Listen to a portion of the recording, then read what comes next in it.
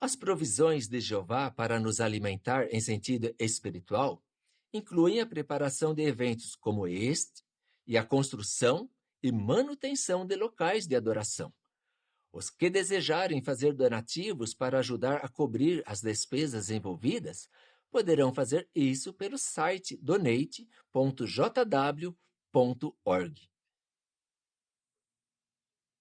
Chegou a hora do último discurso desta Assembleia. Enquanto aguardamos o pacífico novo mundo, será que é possível vencer o mal já agora? Vamos dar atenção ao irmão Peter Akiyama, que vai concluir esta Assembleia com o discurso: Os amigos da paz vencem o mal com o bem. É provável que você conhece a expressão pagar na mesma moeda. E talvez você até já se sentiu tentado, assim como eu, a fazer exatamente isso quando alguém fez algo de ruim para nós. Mas não é assim que os amigos da paz agem. Veja como isso fica claro lendo aqui Romanos capítulo 12, versículo 21. Romanos capítulo 12, versículo 21. Não se deixe vencer pelo mal, mas continue vencendo o mal com o mal? Não. A Bíblia diz aí vencer o mal com o bem. É isso que Jeová Deus ensina os amigos da paz a fazerem.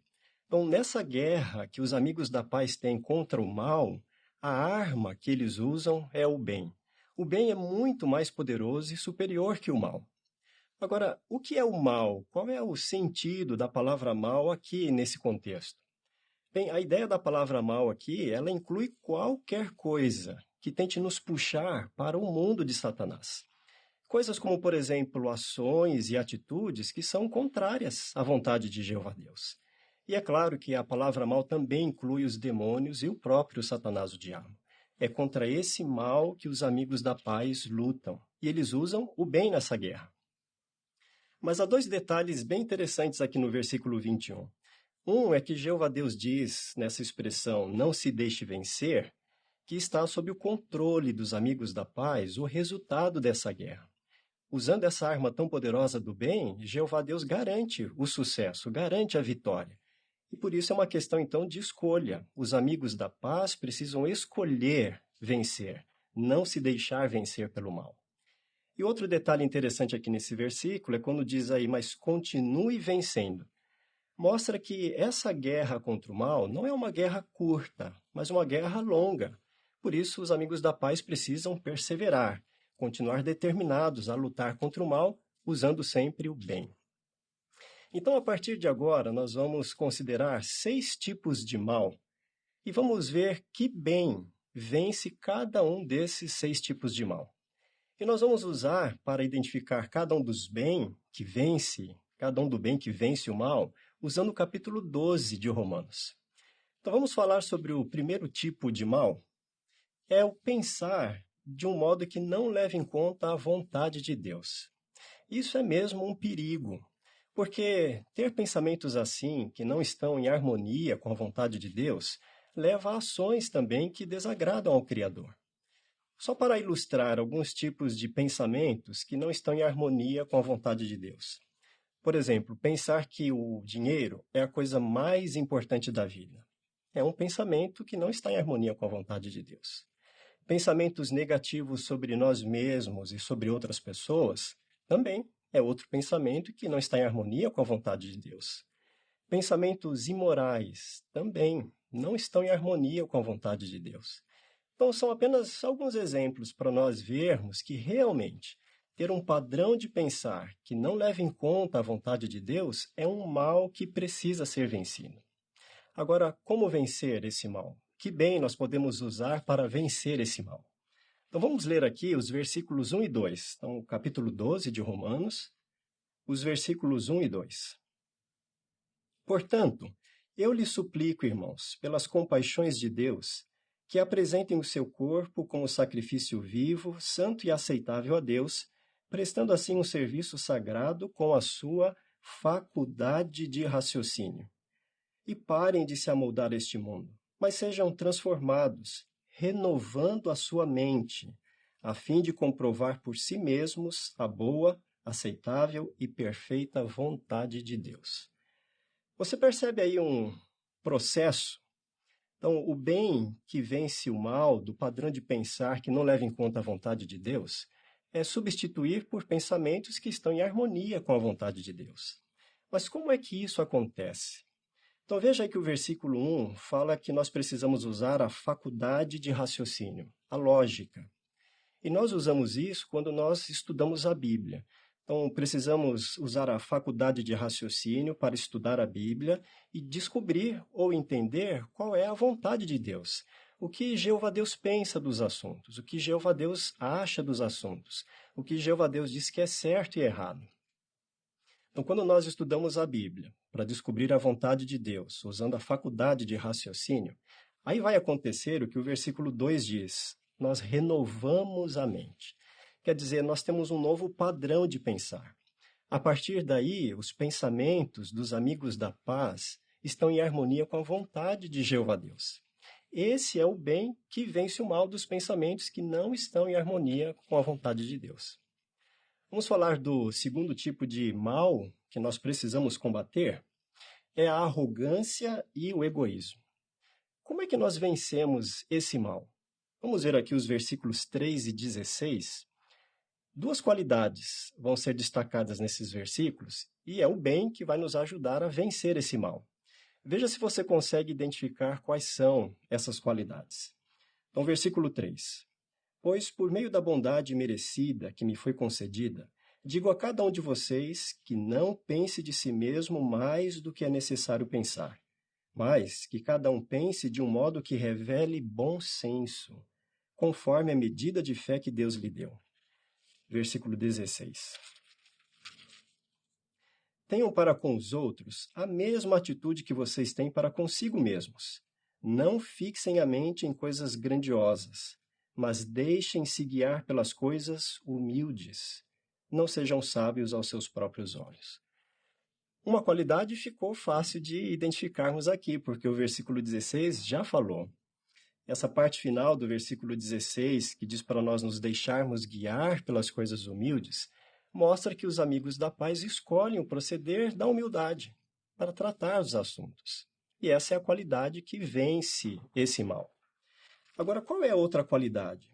Lá no versículo 3, quando fala assim, para nós pensarmos de um modo que revele bom senso, isso é modéstia.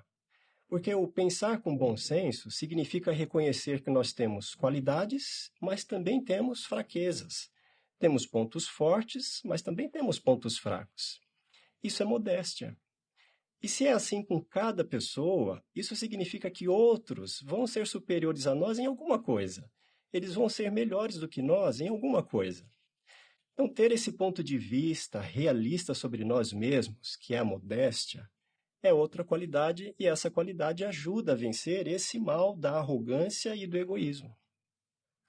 Não é verdade que essas duas qualidades não tem como, ao cultivarmos e demonstrarmos essas qualidades, não há margem para a arrogância, não há margem para o egoísmo, para aquela atitude de que nós somos os melhores, somos superiores, do primeiro eu, não é mesmo?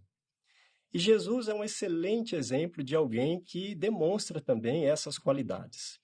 Jesus nunca pensou mais de si mesmo do que era necessário pensar.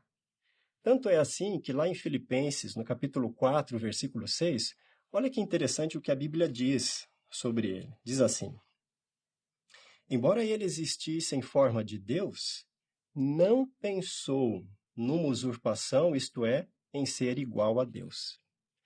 Então, quando nós estudamos sobre o exemplo de Jesus, falando dessas qualidades especificamente, da modéstia e da humildade, isso vai nos ajudar a cultivar ainda mais essas duas qualidades. E essas qualidades são o bem que vence o mal, da arrogância e do egoísmo. Vamos falar de um próximo mal? Um outro tipo de mal é a inveja e a competição ou a comparação. E isso é muito ruim, porque esse mal causa outros males, como, por exemplo, a divisão e a desunião entre nós. Agora, como vencer esse mal? Vamos ver? Nós vamos ler aqui os versículos de 4 até o 8, para identificarmos qual é o bem que vence esse mal. Então veja aí os versículos de 4 até 8. Pois assim como temos muitos membros em um só corpo, mas os membros não têm todos a mesma função, assim também nós, embora muitos, somos um só corpo em união com Cristo, mas individualmente somos membros que pertencem uns aos outros. Temos dons que diferem segundo a bondade merecida que nos foi concedida. Sendo assim, se o dom é o de profecia, profetizemos conforme a nossa fé. Se é o de servir, sirvamos. Aquele que tem o dom do ensino, que ensine. Aquele que tem o dom de encorajar, que encoraje. Aquele que distribui, faça-o generosamente. Aquele que preside, faça-o com diligência. Aquele que mostra misericórdia, faça-o com alegria. Há dois aspectos bem interessantes nesses versículos aqui que nós lemos. O primeiro é nós reconhecermos, aceitarmos uma verdade essencial, que cada um de nós na congregação tem um papel ímpar. Cada um de nós tem uma função específica na congregação, muito valiosa e indispensável. E para nos ajudar a entender isso, você percebeu aí que Jeová Deus fez a comparação do corpo humano? O corpo humano ele é composto de vários membros. Mas você viu que o versículo 4 deixou bem claro que cada membro do corpo tem uma função diferente. Jeová Deus, na grande sabedoria dele, quando ele projetou o corpo humano, Jeová Deus não fez membros para ficarem sobrando no corpo humano. Como que poderia se perder algum membro e não faria falta, que o corpo não sentiria. Não. Jeová Deus, de maneira bem inteligente, ele fez cada um dos membros que o corpo precisa para o bom funcionamento do corpo. Perder um desses membros significa dor, sofrimento para o corpo. E Jeová Deus quer que a gente tenha em mente isso ao se referir à congregação, é a mesma coisa. Cada um de nós na congregação tem a sua função, o seu valor, é indispensável. E isso funciona para a congregação continuar unida e pacífica. Você não concorda que essa verdade, aceitar isso, viver em harmonia com isso, é um bem que vence mesmo esse mal da inveja, da competição ou da comparação? O outro bem que vence esse mal é quando o versículo 6 diz que Jeová Deus deu para cada um na congregação um dom diferente. Bom, não são todos nós não somos iguais, não temos os mesmos dons, e ele alista aí nos versículos os dons diferentes que cada um tem, dado por Jeová Deus. E aí Jeová Deus espera, como os versículos mostram, que já que temos um dom único, dado pelo Criador, a ideia é nós usarmos esse dom não para o nosso próprio benefício, mas a ideia aqui desses versículos é que nós precisamos usar o dom que Deus nos deu para o benefício de outros. E se nós fizermos isso, é possível fazer isso, nós temos os dons que Deus nos deu, usar para o benefício de outros, e ainda assim sentir inveja de outros, nos compararmos com outros, ou fazermos comparações, competição. Não há margem para isso quando nós usamos esses dois bens que nós destacamos aqui para vencer o mal da inveja e da competição ou da comparação. Vamos falar de um outro tipo de mal que os amigos da paz precisam combater, é o ódio. Agora, como? Como é que os amigos da paz podem combater, lutar e vencer o mal do ódio? Bom, agora nós vamos considerar aqui os versículos 9 e 10, ver uma coisa, um bem, e depois nós vamos ler os versículos 11 e 12 e ver outro bem, que vence o mal do ódio. Então, os versículos 9 e 10 primeiro. Que o amor de vocês seja sem hipocrisia. Abominem o que é mal, agarrem-se ao que é bom. Com amor fraternal, tenham ternos sentimentos uns pelos outros. Tomem a iniciativa em honrar uns aos outros. Você viu aqui amor sem hipocrisia, amor fraternal, ternos sentimentos. A ideia dessas expressões é de um relacionamento bem achegado, bem forte, um amor bem forte entre nós. E como é que nós podemos amar sem hipocrisia, amor fraternal, ternos sentimentos e ainda assim odiar alguém? Não tem como, não há espaço para os dois sentimentos. Por isso, cultivar o amor pelos outros é o bem que vence o mal do ódio. Tanto é assim que Colossenses capítulo 3, versículo 14 diz o seguinte: revistam-se de amor, pois é o perfeito vínculo de união. Mostrando que ter amor por outros, cultivar, é mesmo o bem que vence o mal do ódio. Mas nós falamos que o versículo 11 e 12 também tem outro bem que vence esse mal. Veja aí os versículos 11 e 12.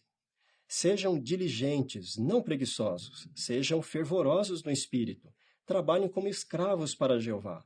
Alegrem-se na esperança, perseverem sob tribulação, perseverem em oração. Esses dois versículos podem ser resumidos em uma palavra: zelo. E você não sente isso mesmo? Ser diligente, fervoroso de espírito, alegrar-se na esperança, perseverar sob tribulação, perseverar em oração. Não transmitem essas palavras esse tom de zelo na adoração de Jeová? E por que o zelo é o bem que vence o mal do ódio? Porque o resultado do zelo é união. E onde há união, não tem como haver ódio.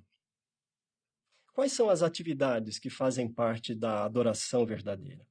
Bem, o ministério, pregação de várias formas, revisitas, estudos bíblicos, assistir às reuniões, assistir às assembleias, os congressos, são atividades que fazem parte da adoração verdadeira.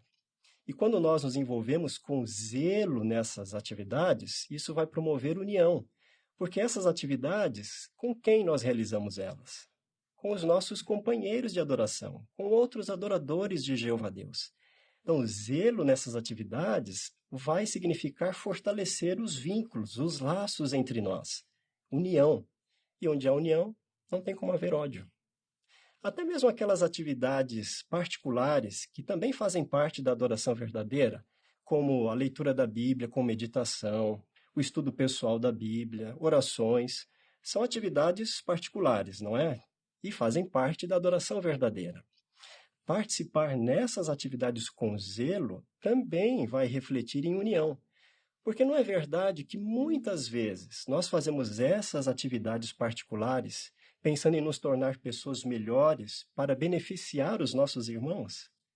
Então, até mesmo nessas atividades vai contribuir para a união. E nós queremos fazer todas elas com zelo. Por isso, o zelo, que resume esses dois versículos, é o bem que vence o mal do ódio. Qual é um outro mal que nós precisamos lutar e vencer? É o mal da ganância e do amor ao dinheiro.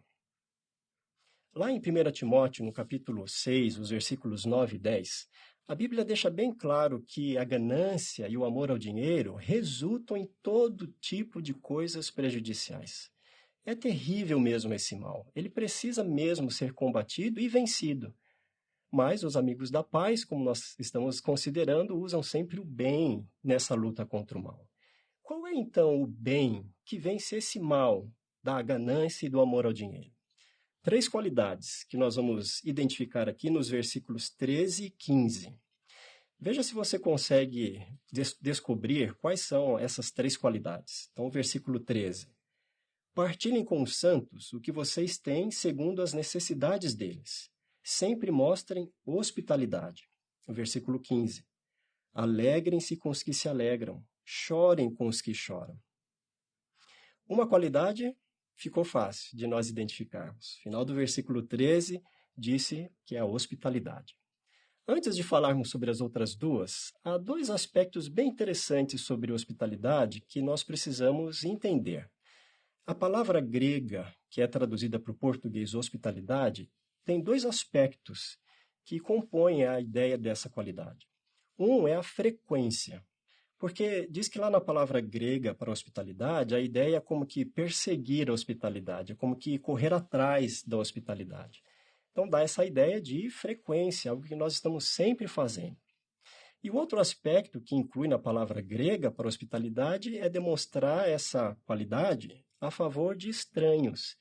Quer dizer que essa qualidade ela vai além daqueles que estão próximos de nós.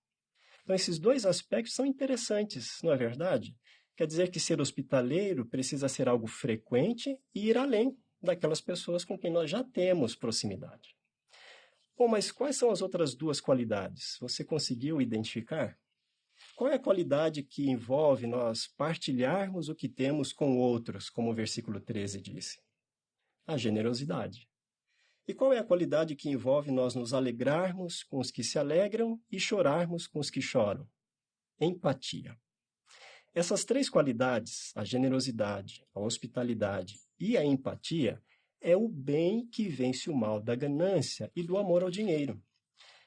E não é isso mesmo? Pare para pensar um pouco. Alguém que é ganancioso, ele quer cada vez mais. Alguém que ama o dinheiro, ele quer cada vez mais dinheiro. Ele vai ser generoso, ele vai ser hospitaleiro, que vai envolver ele compartilhar o que tem, muitas vezes, os seus bens, ou o seu tempo, a sua atenção.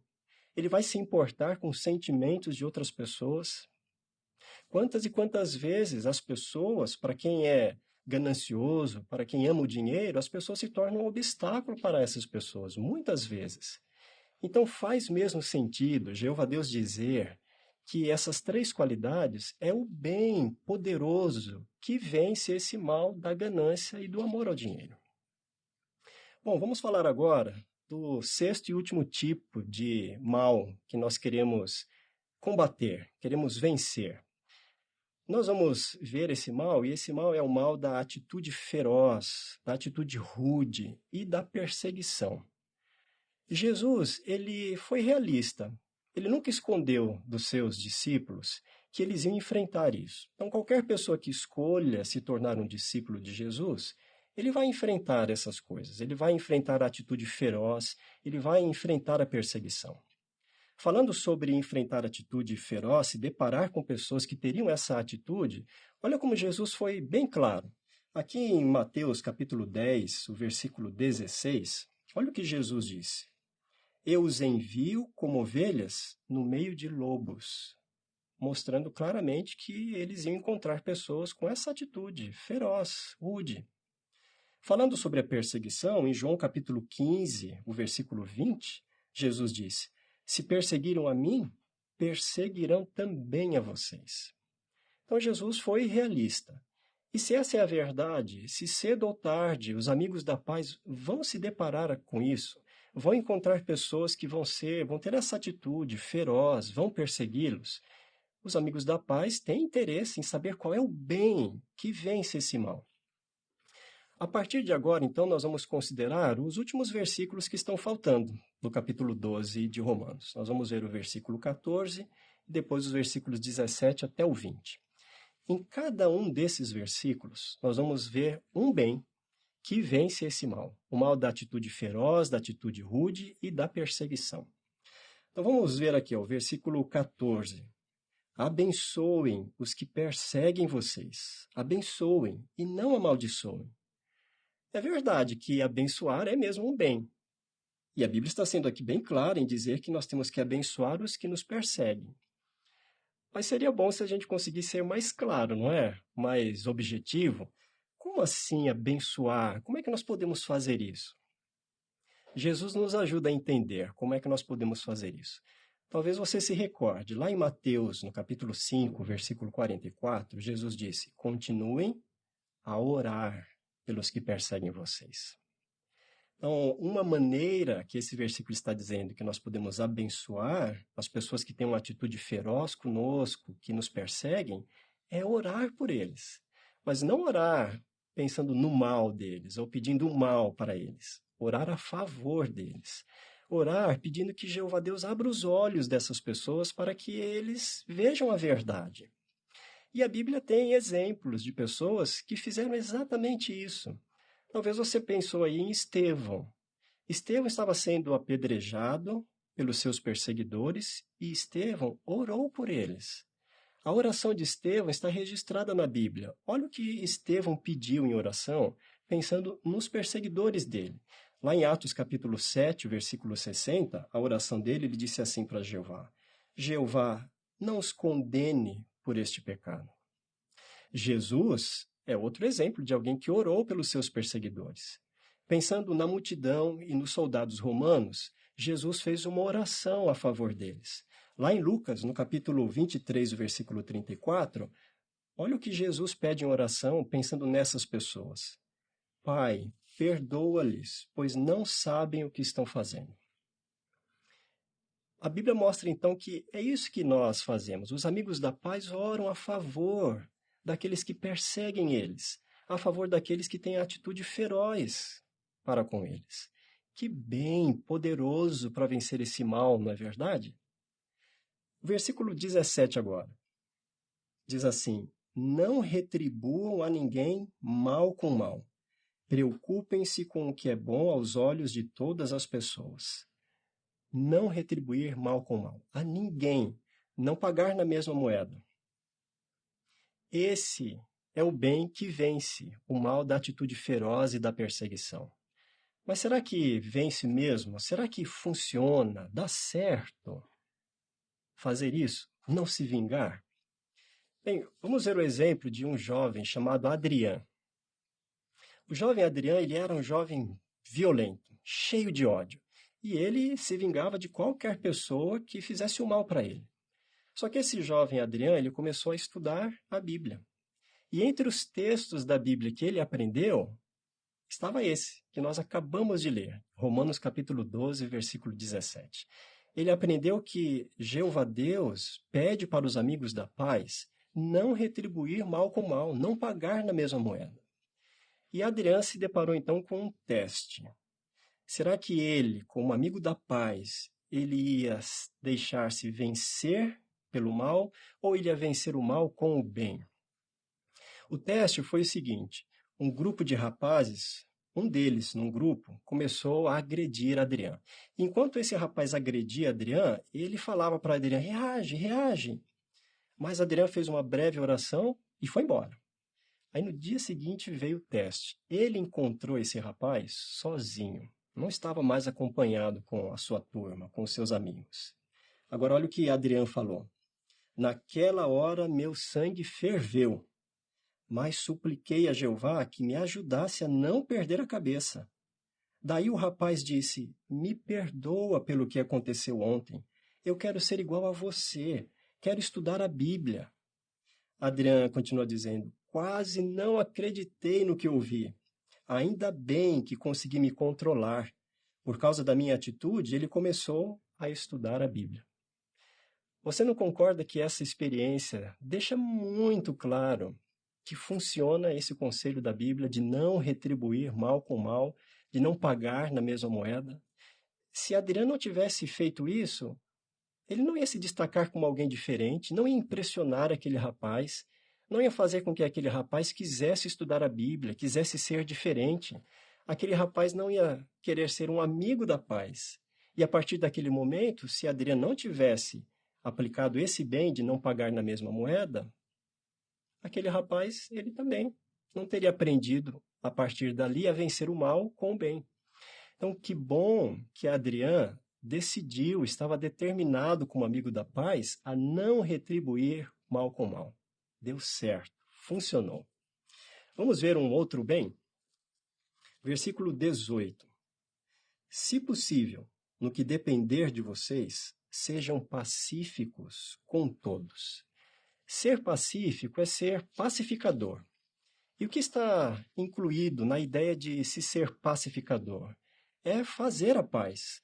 O pacificador é aquela pessoa que, onde já existe a paz, ele mantém a paz.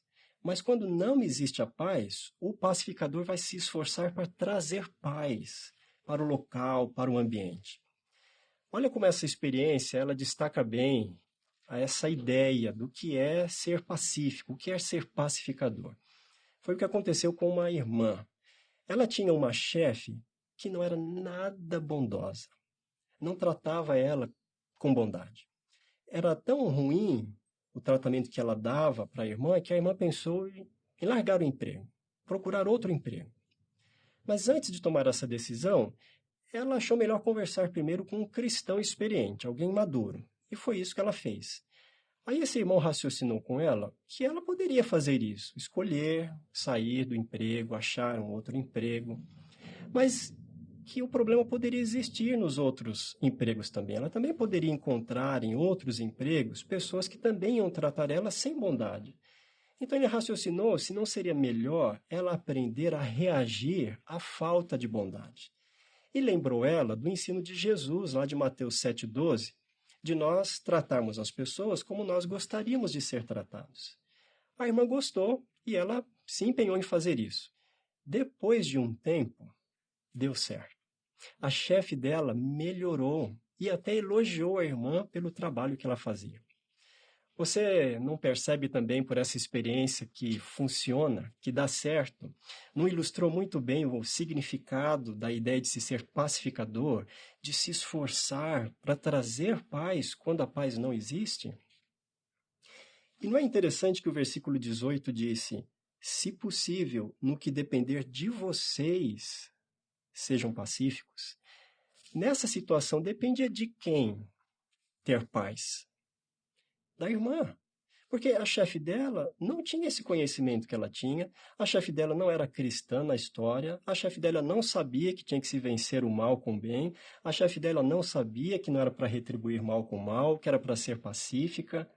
A irmã era quem sabia, era a irmã quem era amiga da paz, então dependia dela, nessa situação, a paz, ser pacificadora. E que bom que a nossa irmã fez exatamente isso. Ela estava determinada a ser pacificadora, a trazer paz para aquela situação. E deu certo. Que bom que a nossa irmã fez isso. Versículo 19, vamos ver um outro bem que vence esse mal da atitude feroz e da perseguição. Então, o versículo 19 diz assim: não se vinguem, amados, mas deem lugar à ira, pois está escrito: a vingança é minha, eu retribuirei, diz Jeová. Aqui tem duas informações muito interessantes nesse versículo. A primeira é essa parte que diz aí: deem lugar à ira. O que isso quer dizer? Bem, Jeová Deus está dizendo aqui, é como se ele falasse para cada um de nós, para os amigos da paz, tirarmos a nossa ira e colocarmos a ira dele. E você não concorda que faz muito sentido Jeová Deus falar isso? Nós não temos autoridade, não temos autorização, não temos nem condições de avaliar pessoas, de julgar pessoas.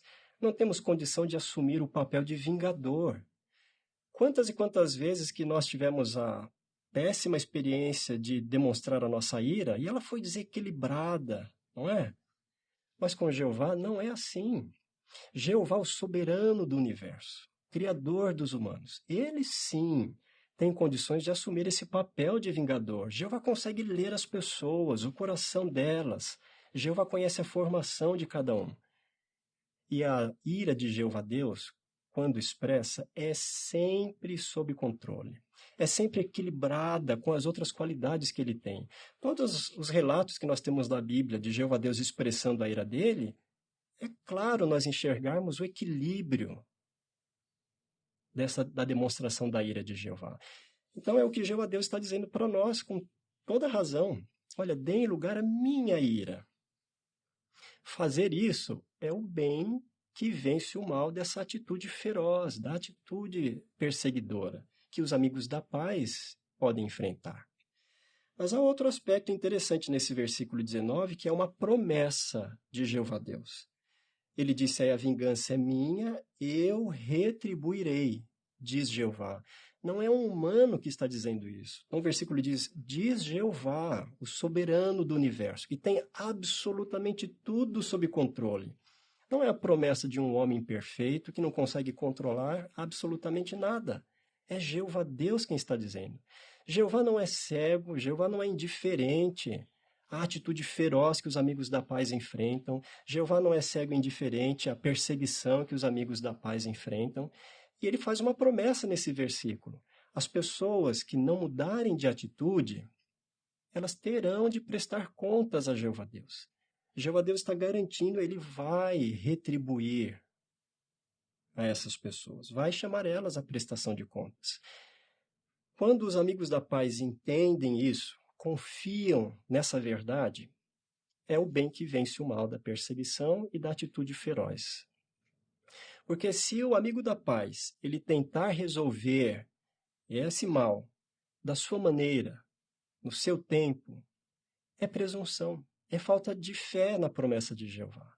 Então os amigos da paz confiam em Jeová, confiam na sua promessa. E esse é o bem que vence esse mal, da atitude feroz e da perseguição. Vamos ver o versículo 20? Diz aí no versículo 20: Mas se o seu inimigo estiver com fome, dê-lhe algo para comer. Se ele estiver com sede, dê-lhe algo para beber. Vamos parar um pouco aqui. Será que nós lemos certo mesmo? É inimigo que está aí no versículo? Porque amigo cai bem, né? Amigo daria melhor, não é? Olha, se nosso amigo estiver com fome, a gente dá algo para comer. Se ele estiver com sede, a gente dá algo para beber. Parece que faria mais sentido. Mas é isso mesmo. Aí, Jeová Deus está dizendo que nós precisamos fazer isso com o nosso inimigo. Jesus, quando esteve na terra, ele tinha ensinado isso. Ele falou para nós amarmos os nossos inimigos. Então, Jeová Deus está dizendo que os amigos da paz, quando vem aquela pessoa que persegue eles, aquela pessoa que tem atitude feroz com eles, é isso que eles precisam fazer, ir em auxílio dessas pessoas, tratá-las com bondade. Por incrível que possa parecer, esse é o conselho de Jeová, esse é o bem poderoso que vence o mal da atitude feroz e da perseguição. Aí Jeová Deus conclui o final desse versículo com uma ilustração que mostra o poder dessa verdade que Jeová declara aqui. Veja aí o finalzinho do versículo 20. Pois, fazendo isso o quê? Esses atos bondosos para com o inimigo. Você amontoará brasas vivas sobre a cabeça dele. Essa expressão amontoar brasas vivas fazia referência a um processo usado lá no passado, nos tempos bíblicos, para derreter o metal e conseguir tirar do metal as impurezas. Então, qual era o processo? Se colocava debaixo do metal brasas e por cima do metal se colocava também brasas. Então, envolvido nesse calor, aquela dureza do metal, ela era derretida e era possível tirar as impurezas do metal. Jeová usa esse exemplo para mostrar o poder dos atos bondosos a favor da pessoa que nos persegue, a favor da pessoa que tem uma atitude feroz ou rude com a gente. Repetidos atos assim, bondosos, a pessoa faz algo de ruim para nós, nós devolvemos com um ato bom. Ela faz outra coisa ruim para nós, nós fazemos algo bom para ela. Isso é como que amontoar brasas sobre a pessoa. Isso é tão poderoso como o processo descrito aqui. Então é capaz de amolecer, tirar essa dureza dessa atitude feroz, da atitude de perseguição da pessoa. E trazer o que há de melhor nessas pessoas, as boas qualidades que ela tem, separando dessas qualidades ruins que levam a pessoa a ter essa atitude feroz, rude e de perseguição. Você não concorda que é mesmo impressionante ver como o bem é tão poderoso? Por isso, Jeová Deus, na sabedoria dele, diz que os amigos da paz vencem o mal não com o mal, mas com o bem. A consideração que nós acabamos de fazer aqui de Romanos capítulo 12, ficou tão evidente isso, como é poderoso o ensino divino. Fazer as coisas do modo de Jeová dá certo, é o que resulta sempre no melhor. E que bom que nós, como amigos da paz, temos a oportunidade de sermos relembrados de todas essas verdades que nós vimos na Assembleia inteira e que nós consideramos aqui no capítulo 12. Bem, agora, ao final dessa consideração do capítulo 12 de Romanos, nós estamos em condições de responder a última pergunta, a pergunta de revisão desse discurso. A pergunta é a seguinte: como podemos continuar vencendo o mal com o bem? A resposta objetiva é aplicando o que nós consideramos no capítulo 12 de Romanos. Mas vamos especificar, vamos tirar alguns versículos só para reforçar isso. Então, por exemplo, o versículo 2 é um bem que vence o mal. Nós ajustarmos nosso modo de pensar com o modo de Deus pensar. Esse bem vence o mal. O versículo 6, nós vimos que precisamos usar nossos dons para o bem dos nossos irmãos. Esse bem vence o mal. O versículo 10, nós aprendemos a demonstrar qualidades que promovem a paz. Esse é um bem que vence o mal. E um outro exemplo, o versículo 18, de nos esforçarmos para sermos pacíficos com todos. é outro exemplo de um bem que vence o mal. Esses 4 versículos foram apenas exemplos do que nós consideramos nesse inteiro capítulo 12 de Romanos.